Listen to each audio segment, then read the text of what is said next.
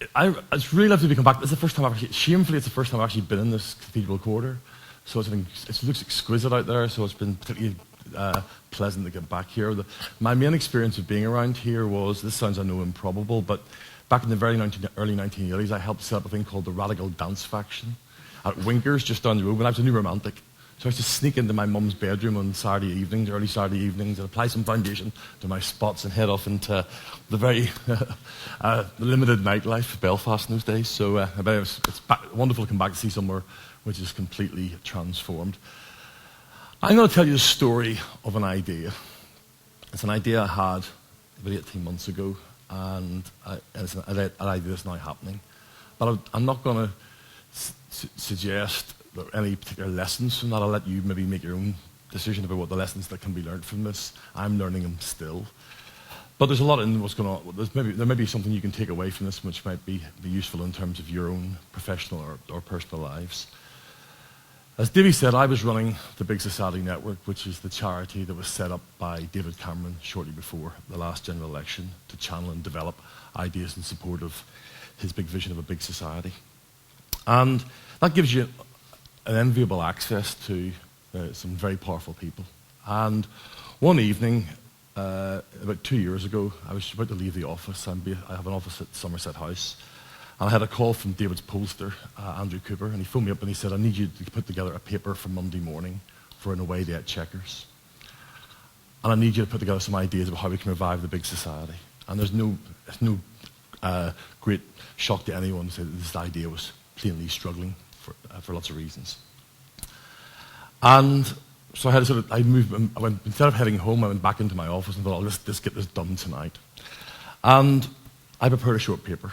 It was a paper that's basically been the start and the trigger for this idea that I'm going to share with you in the next 10 minutes.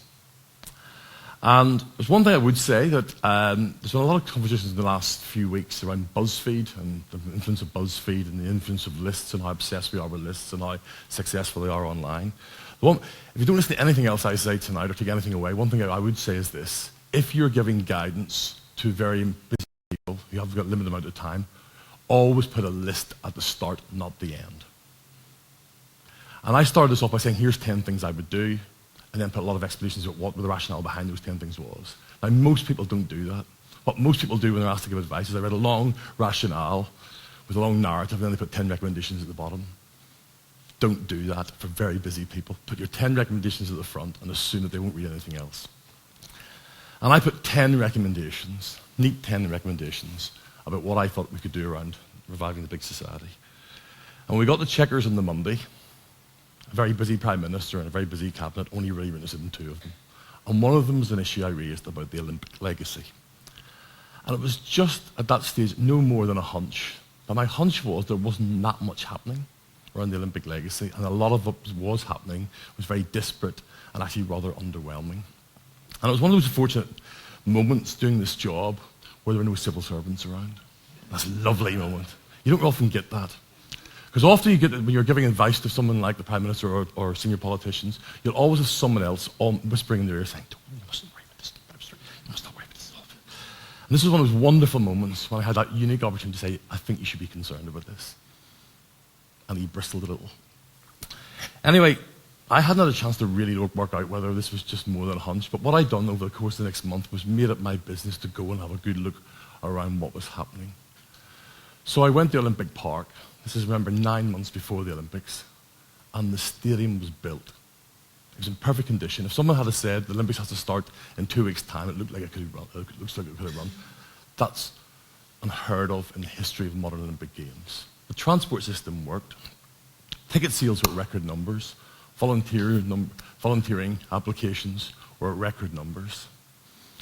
I then went across to UK sport to have a look at what UK sport were doing in terms of preparing to win gold medals. And what UK sport had done over the previous 14 years since the kind of national embarrassment of Atlanta in '96 was to provide this incredibly algorithmic, precise approach to investing in elite athletes. And they could tell me with utmost confidence how many medals we were going to do, that Team GB was going to win the following summer, with real confidence, real conviction, and real precision. And then I went to LOCOG, the organising committee, and had a look at what they were planning to do around the Torch Tour. which was starting with David Beckham picking up the torch in Cornwall and then going right across the country. And again, overwhelmingly, this was exciting. You could see where this was all heading. So I came away thinking, this is going to be the most incredible national celebration of my lifetime. I particularly felt as I live in London what it was going to be like. And then I kind of started looking and delving around the legacy and looking where the plans were. And I started thinking, this is all a bit puny. This is all a bit feeble. We've won those Olympics based on a promise we made in Singapore, 8 years ago, about inspiring a generation. This was a thing that was won on the legacy. This was an Olympics that was won at the very last minute by putting a group of people, kids together from East London, saying we're going to inspire a generation. And I thought we could do better. So then over the course of the next few weeks, I started delving into all the history and research of Olympic Games and the history of legacy, social and legacies from Olympic Games, how Olympic Games had impacted on health and fitness, participation in sport, particularly among young people, about volunteering. And actually it's a rather sad account when you actually begin to look through the history. Olympics have typically not inspired a generation. If you look right back to 1968 and right since then, there's virtually no evidence at all that has an impact on public health or health and fitness. So I suddenly thought there was a kind of opportunity here, but I didn't know quite how to respond. And then through sheer serendipity, I had a chance to breakfast meeting with a TV presenter called Charlie Webster. And Charlie Webster was then a 29-year-old Sky Sports presenter, but she's a very untypical Sky Sports presenter because she doesn't like going shopping in Westfield. Instead, she spends her time campaigning against domestic violence for Women's Aid as an ambassador.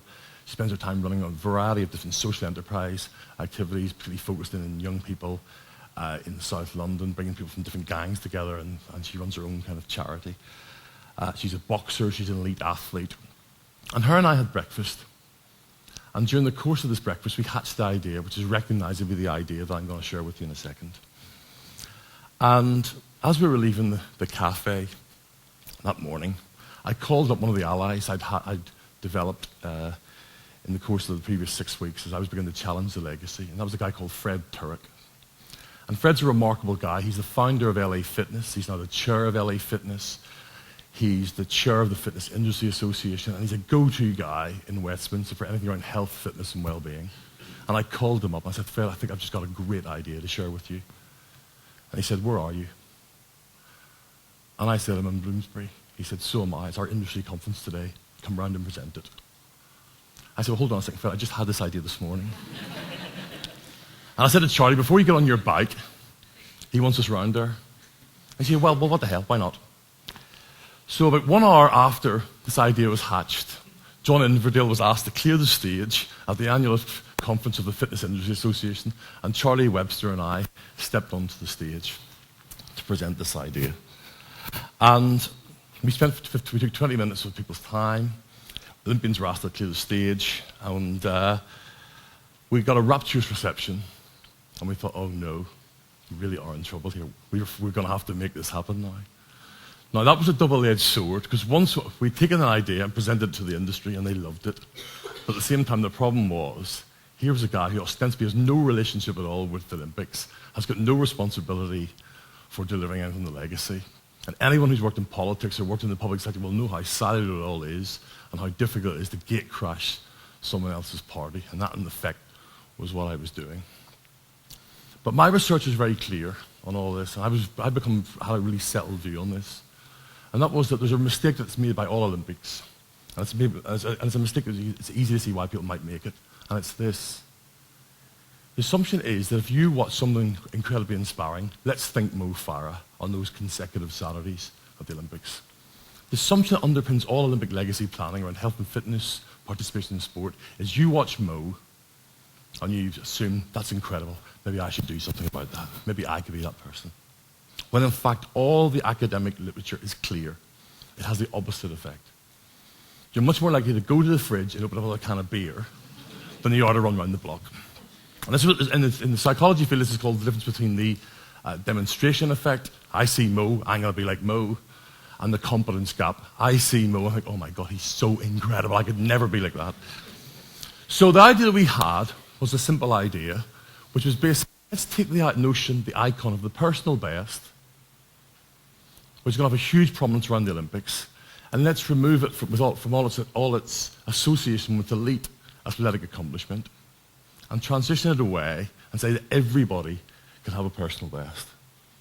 Our bet was this: everybody's going to love these Olympic Games. Everybody in this country is going to be inspired by these Olympic Games. Why do we create a legacy that's for everyone? Not just for people who've got tickets for Olympic Park, not just for people who are carrying the torch, not just people for uniformed volunteers, which was kind of where people were planning at that stage. Why don't we create a legacy for everyone? So this is what happened next. This is the launch video, which we launched with Sebastian Coe about 3 months ago. I'll just show you.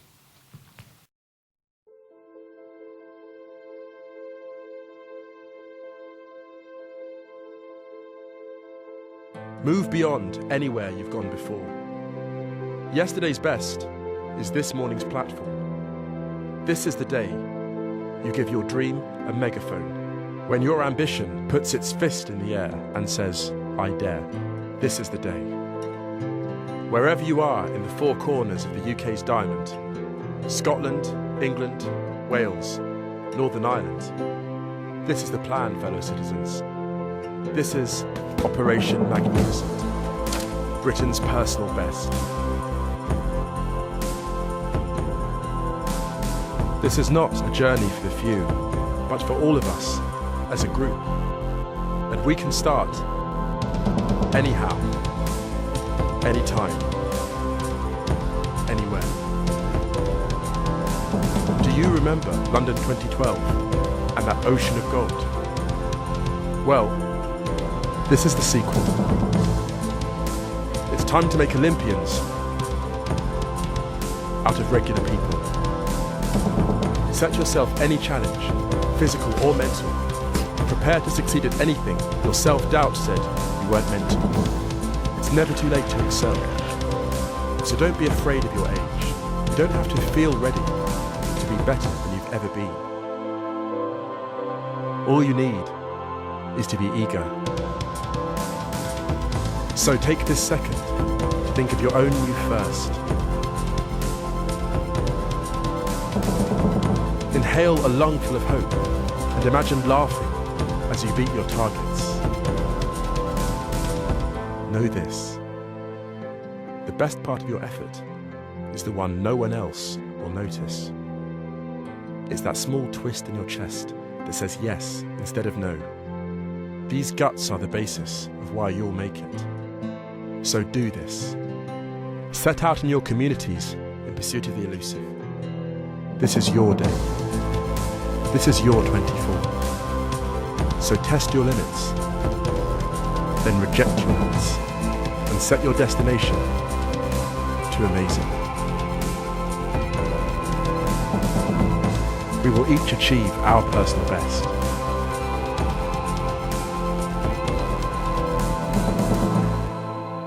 What's yours?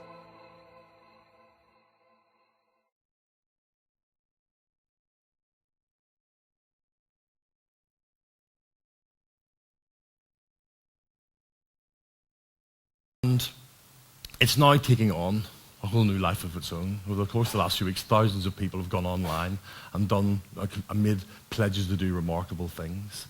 And here's the thing: none of it's what we could have expected.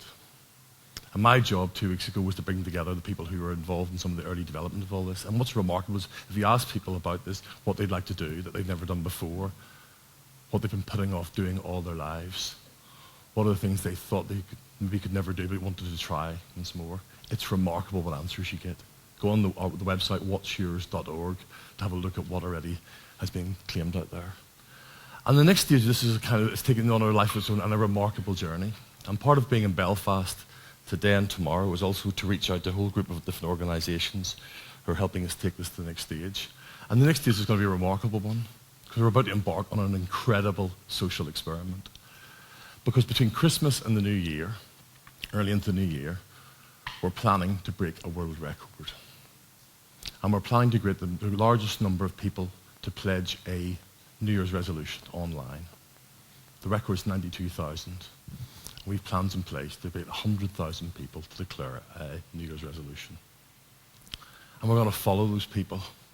Now what you had there was Musa Okwonga, who's a friend of mine, who's a Ugandan poet, and Charlie, and we're starting a road movie because we're going to track these people online. We're going to make it really easy for these people to connect with people who want to do the same thing, form groups online, share their experiences, set up feedback loops, and track their progress.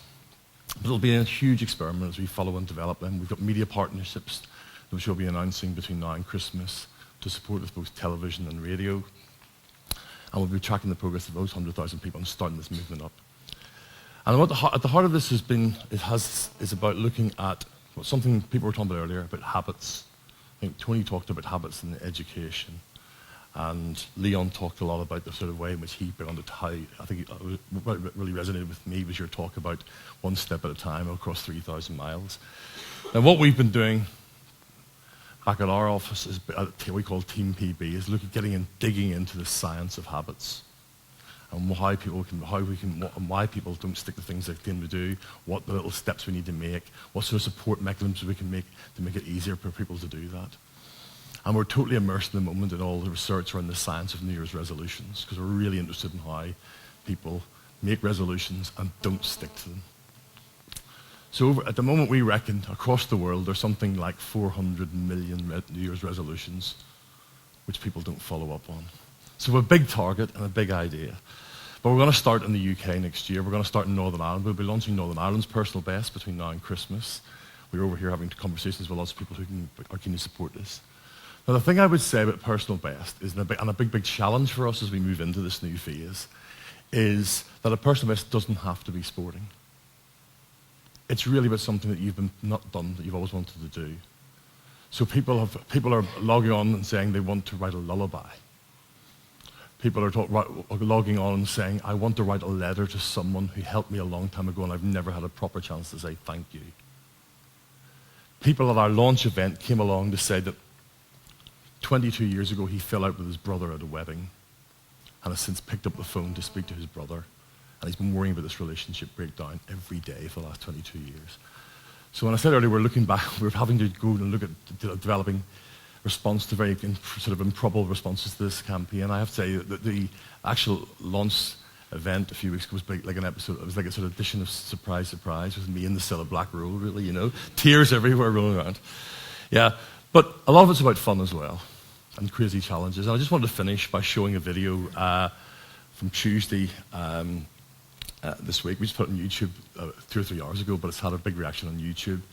And I thought it'd be a nice way to finish both my presentation and the day. And it's got a wonderful soundtrack by the Ramones. So we just cut this at 3 o'clock this morning. We finished it, and we're going to show it to finish. Thank you.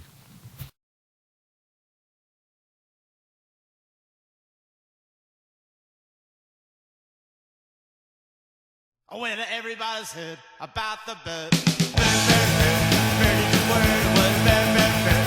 Bird is the word, what a bird, bird, bird. Bird is the word, what a bird, bird, bird. Bird is the word, what a bird, bird, bird. Bird is the word, what a bird, bird, bird. Bird is the word, what a bird, bird, bird. Bird is the word, what a bird, bird, bird. The bird is the word, what I told you know about the bird. When everybody knows that the bird is the word, what a bird, bird. Bird is the word, what a bird, bird, bird. Bird is the word, what a bird, bird, bird. Bird is the word, what a bird, bird, bird. Bird is the word, what a bird, bird, bird. Bird is the word, what a bird, bird, bird. Bird is the word, what a bird, bird, bird. Bird is the word, what a bird, bird, bird. Bird is the word, what now you know about the bird. When everybody knows that the bird is the word, what a bird, bird. Bird is the word, what a when everybody's heard about the bird. Bird, bird, bird. Bird is the word, what a bird, bird, bird. Bird is the word, what a bird, bird, bird. Bird is the word, what a bird, bird, bird. Bird is the word, what a bird, bird, bird. And the bird is the word, what a bird, bird, bird. Bird is the word, what a bird, bird, bird. Bird is the word, what a bird, bird, bird. And bird is the word, what I told you know about the bird. When everybody knows that the bird is the word, what a bird, bird. Bird is the word, what a surfing bird.